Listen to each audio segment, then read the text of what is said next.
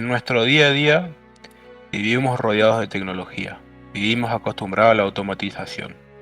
a las facilidades brindadas por máquinas, vivimos protegidos gracias a edificaciones, comodidades de transporte, tanto para los distintos tipos de vehículos como por construcciones como veredas y puentes. Pero todo eso, por lo que vivimos en un equilibrio de confort, no siempre estuvo a nuestra disposición. Cada cosa mencionada tuvo que ser ideada, modelada y fabricada por personas a lo largo de la historia. Esas personas a día de hoy son llamadas ingenieros, de los cuales, para empezar a hablar, debemos remontarnos a épocas inmemoriales. Tiempos en los que se vivía en base a lo que se conseguía en el momento. Los humanos debían resguardarse en refugios simples, cazar y recolectar. Debían moverse constantemente para conseguir nuevos recursos y sobrevivir. Sin embargo, en un área de Medio Oriente llamado Creciente Fértil se descubrió la agricultura, la cual permitió que los humanos pudieran cambiar su vida nómade al sedentarismo y, en consecuencia, estableciéndose las primeras aldeas y ciudades. Esto se expandió hacia el resto del mundo, consagrándose la Revolución Neolítica, y posteriormente, en los años circundantes al 3500 a.C., surgiendo la primera gran civilización, siendo esta Sumer, en las tierras que actualmente conforman Irak,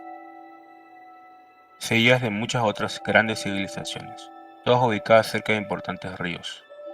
Este emplazamiento ofrecía enormes ventajas, además de suministrar agua de riego a los ríos, servían para transportar materiales pesados de construcción y como ruta comercial con otros pueblos. La población prosperaba y crecía, la abundancia de las cosechas proporcionaba el tiempo libre necesario para especializarse por oficios, alfareros, herreros, tejedores y constructores. En el Creciente Fértil, luego de su caída y abandono en el siglo XIII, se encontraron las primeras máquinas simples que dispuso el hombre: el plano inclinado, la cuña, el tornillo, la palanca y la rueda. Además se encontró el primer material prefabricado, el ladrillo de barro secado al sol, entre otras cosas, como los primeros aglomerantes y la primera obra construida únicamente de piedra. Luego de las primeras grandes civilizaciones, la población se fue organizando de forma en que se originaban los grandes pueblos, como el egipcio, el mesopotámico o el romano. Pueblos que no fueron exentos de guerras que debilitarían el anteriormente mencionado Imperio Romano, hasta su caída en el año 476 después de Cristo, suceso que marcaría un punto de inflexión histórico iniciando la Edad Media.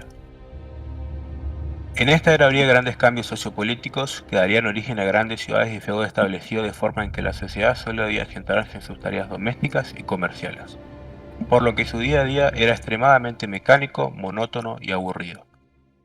Situación que se mantendría en Europa en gran parte de la Edad Media. Sin embargo, yendo al oriente del mundo, en China, donde se realizaron grandes inventos como el papel, la brújula magnética o la pólvora, además de grandes obras arquitectónicas como la Gran Muralla China. Estos avances fueron compartidos con el resto del mundo gracias al viajero Marco Polo en el siglo XIII. Siglo rodeado de eventos por lo que Europa volvería a ser relevante para los avances de la ingeniería, como la construcción de catedrales góticas, la revolución agrícola consecuencia de la inclusión de los arados de hierro y la introducción del uso de la fuerza de caballos como energía, reemplazando a los esclavos. Mientras tanto, a lo largo de la Edad Media irían surgiendo y formándose unas instituciones dedicadas a la educación superior de distintas carreras, como medicina, derecho o profesiones clericales, instituciones que serían conocidas posteriormente como universidades, concepto conocido como universitas en su momento, el cual no sería reconocido hasta la era renacentista. Era la que hubo un resurgimiento de la tecnología y de sus avances, esto potenciado por grandes figuras como Leonardo da Vinci, el cual realizó innovadores y revolucionarios diseños como máquinas voladoras,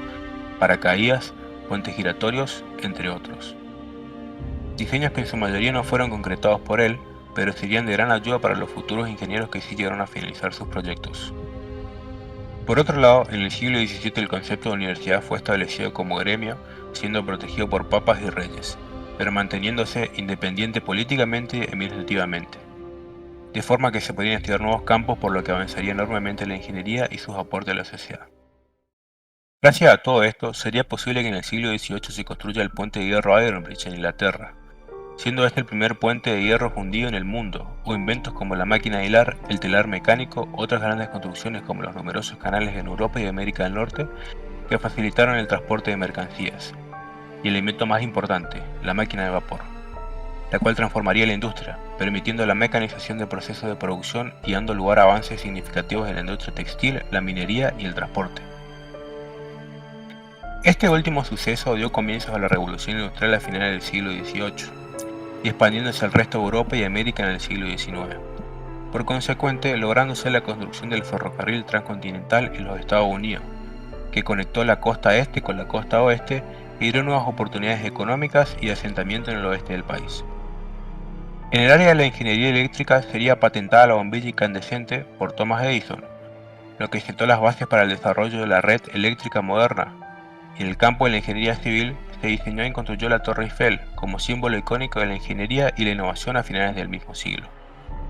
A comienzos del siglo XX se pueden datar muchos avances tecnológicos, muchos consecuentes de los grandes logros del siglo anterior,